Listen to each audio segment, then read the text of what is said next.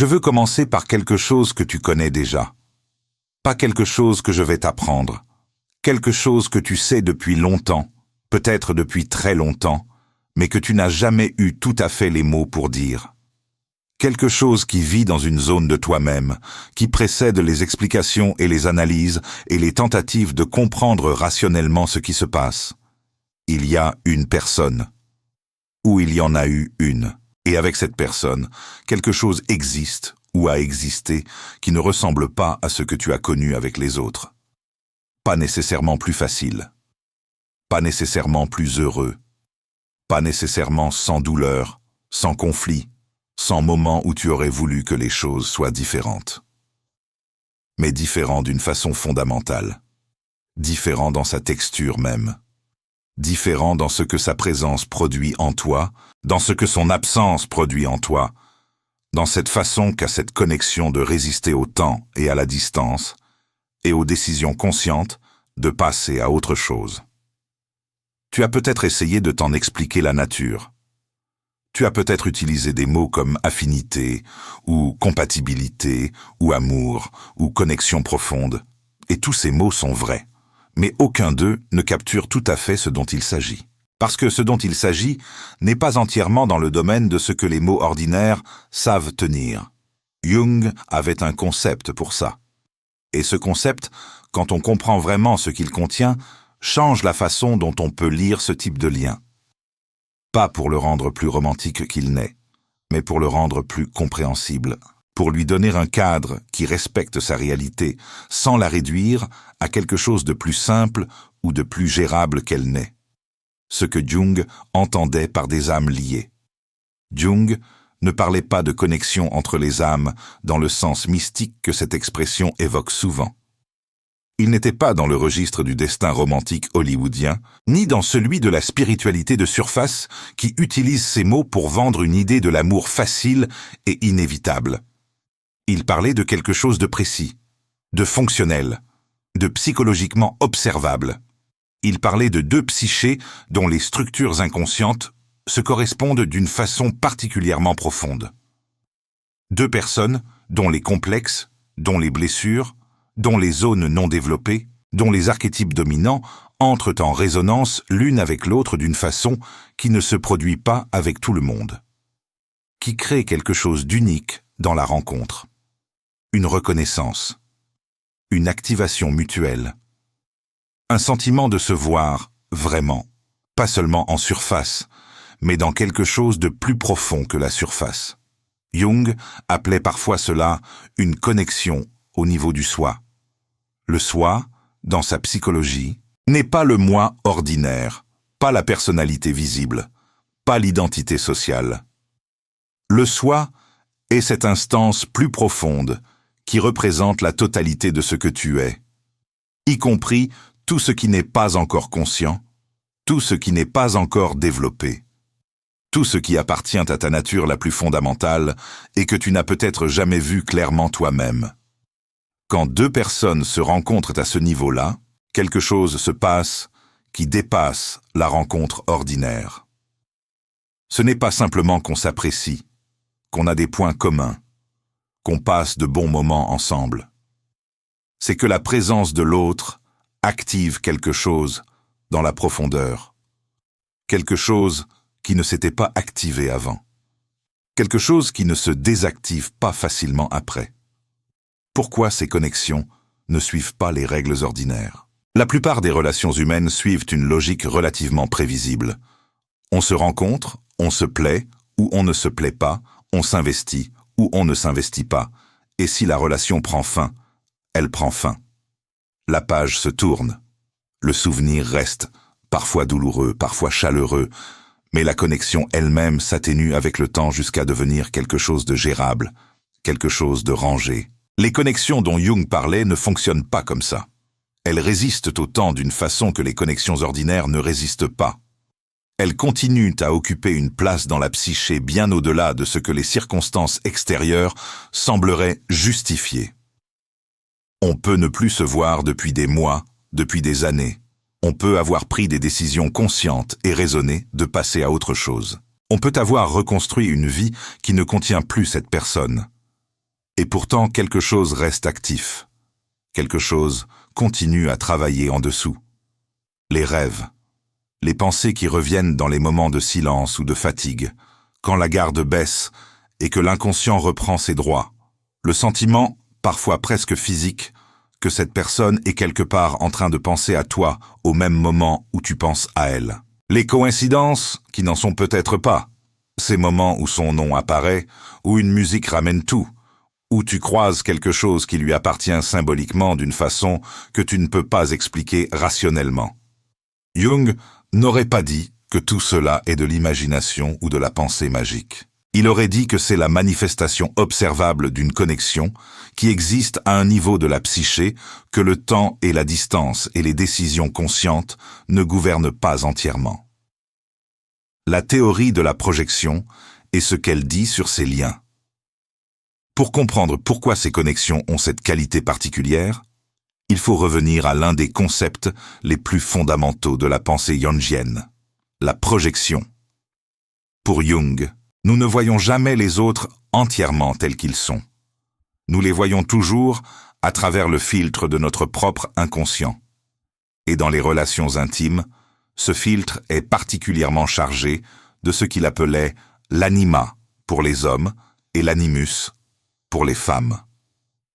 Ces images archétypales du masculin et du féminin que nous portons en nous depuis l'enfance, façonnées par nos premières expériences d'amour et d'attachement.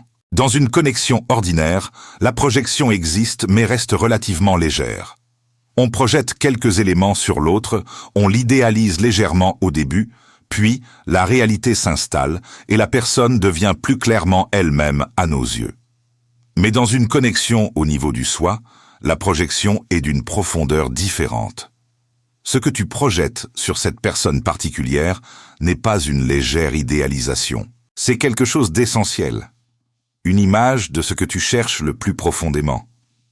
Une image de partie de toi-même que tu n'as pas encore intégrée. Une image de ce qui te manque, le plus fondamentalement.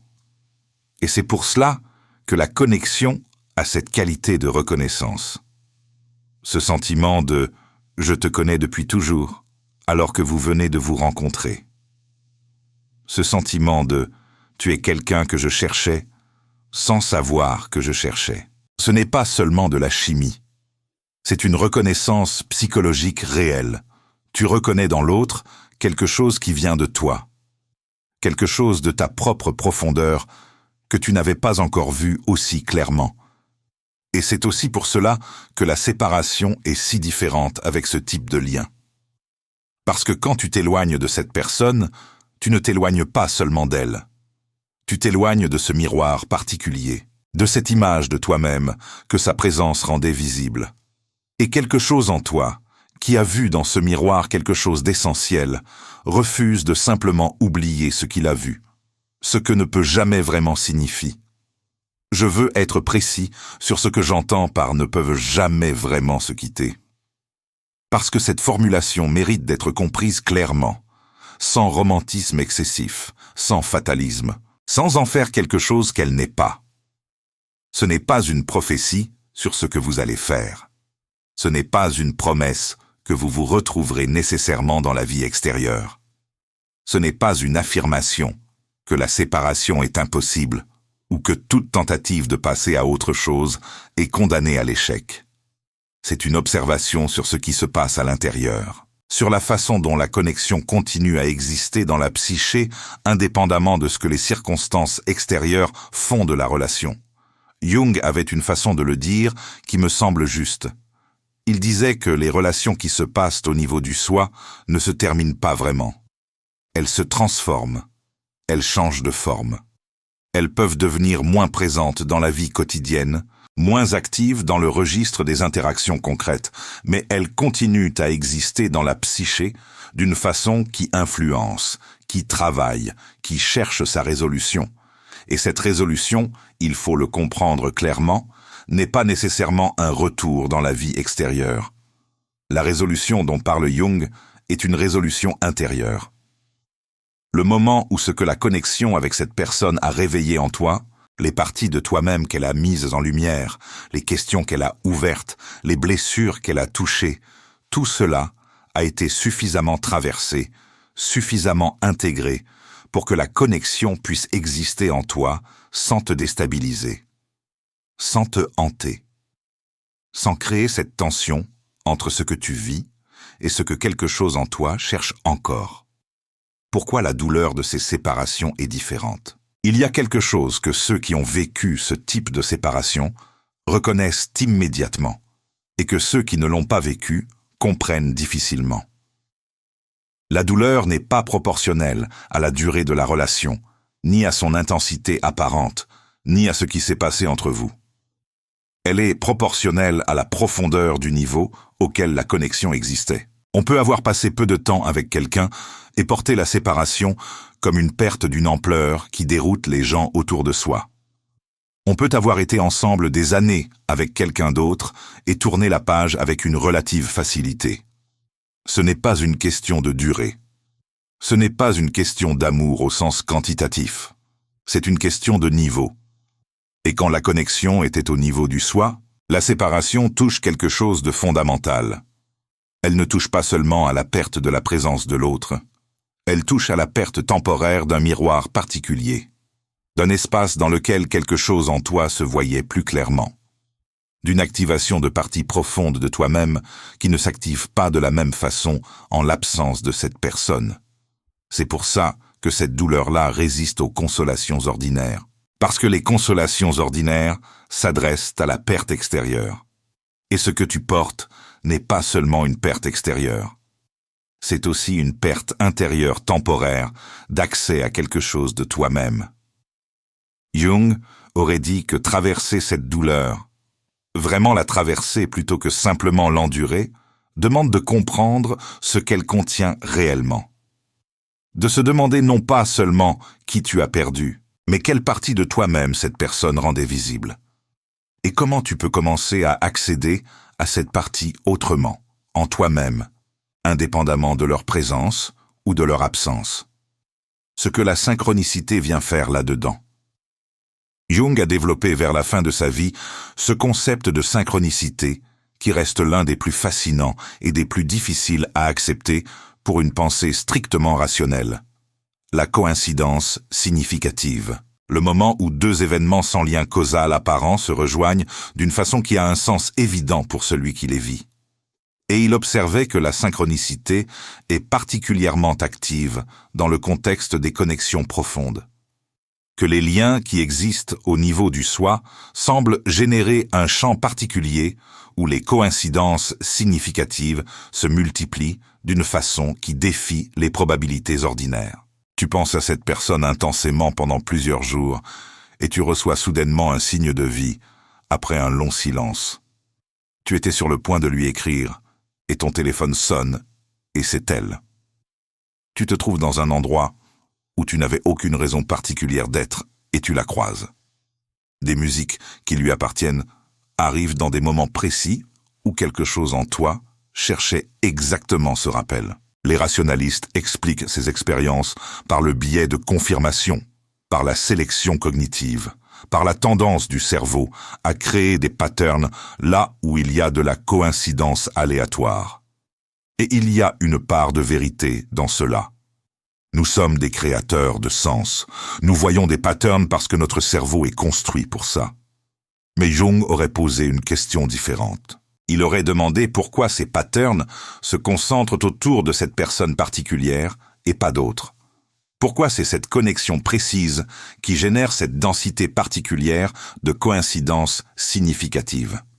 Et sa réponse aurait été que deux psychés engagés dans un même processus de transformation, deux inconscients qui travaillent sur les mêmes questions profondes, créent des conditions où les rencontres entre le mouvement intérieur et les événements extérieurs se produisent avec une fréquence qui n'est pas entièrement aléatoire. Ce n'est pas de la magie, c'est de la psychologie profonde, et la différence entre les deux est moins grande qu'on pourrait le penser. Ce que cette connexion demande vraiment à chacun. Voici où Jung serait le plus direct, et où je vais l'être aussi. Une connexion au niveau du soi n'est pas un cadeau sans exigence. Elle n'est pas simplement une belle histoire à contempler ou à célébrer. Elle est une invitation. Et cette invitation a un coût.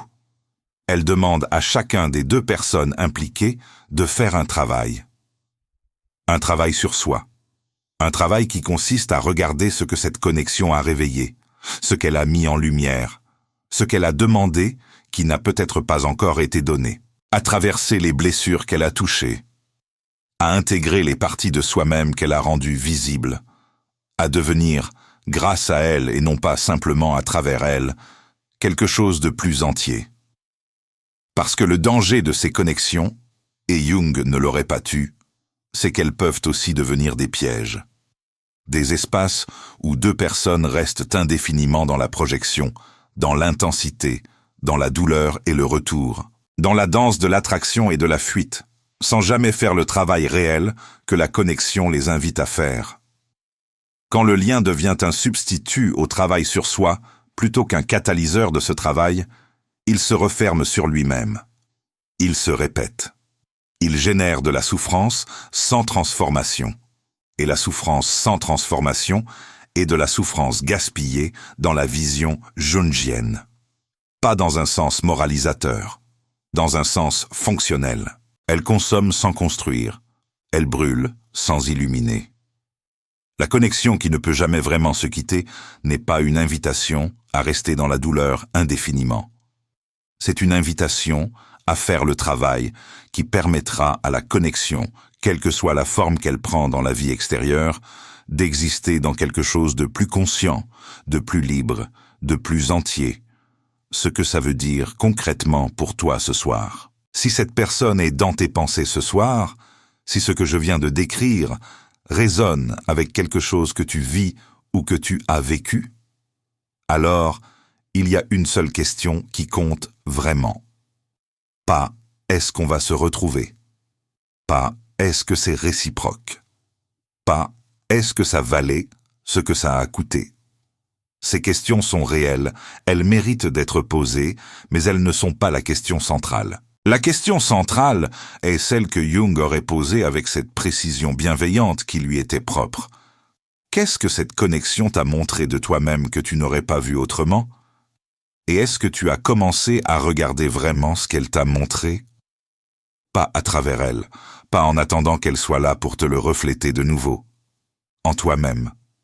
Dans ce travail intérieur silencieux que personne ne peut faire à ta place. Parce que c'est là que réside la résolution. Pas dans le retour, ou l'absence de retour. Pas dans le contact ou le silence. Dans ce que tu fais, de ce que cette rencontre a ouvert en toi. Jung disait que les grandes connexions de nos vies ne nous sont pas données pour nous compléter. Elles nous sont données pour nous révéler, pour mettre en lumière ce que nous cherchons encore à devenir, pour nous confronter avec une intensité que rien d'autre ne peut produire à ce que nous n'avons pas encore intégré. Et quand cette révélation est reçue, vraiment reçue, quand le travail qu'elle demande est vraiment commencé, alors quelque chose change dans la façon dont la connexion existe en toi. Elle perd son caractère de hantise. Elle perd cette qualité douloureuse d'inachevé. Elle devient quelque chose d'autre. Quelque chose de plus doux, de plus libre, de plus reconnaissant.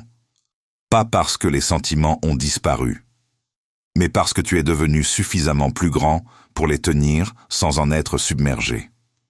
Pour les porter comme une partie de ton histoire plutôt que comme une blessure ouverte. Et cette personne, quelle que soit la place qu'elle occupe dans ta vie extérieure, continue à exister en toi d'une façon qui ne détruit plus, mais qui construit, qui ne diminue plus, mais qui enrichit, qui ne te retient plus dans le passé, mais qui t'a donné quelque chose que tu portes en avançant. C'est ça, en fin de compte, ce que deux personnes liées par l'âme ne peuvent jamais vraiment se quitter signifie dans la pensée de Jung. Non pas qu'elles sont condamnées à se retrouver, mais qu'elles se sont donné quelque chose d'irréversible, quelque chose qui continue à vivre dans la psyché de chacune, qui continue à travailler, qui continue à transformer, longtemps après que les circonstances extérieures ont changé. Et ce quelque chose, cette trace vivante d'une rencontre qui a eu lieu au niveau le plus profond, est peut-être l'une des choses les plus précieuses qu'un être humain puisse recevoir d'un autre. Même quand ça fait mal. Surtout quand ça fait mal.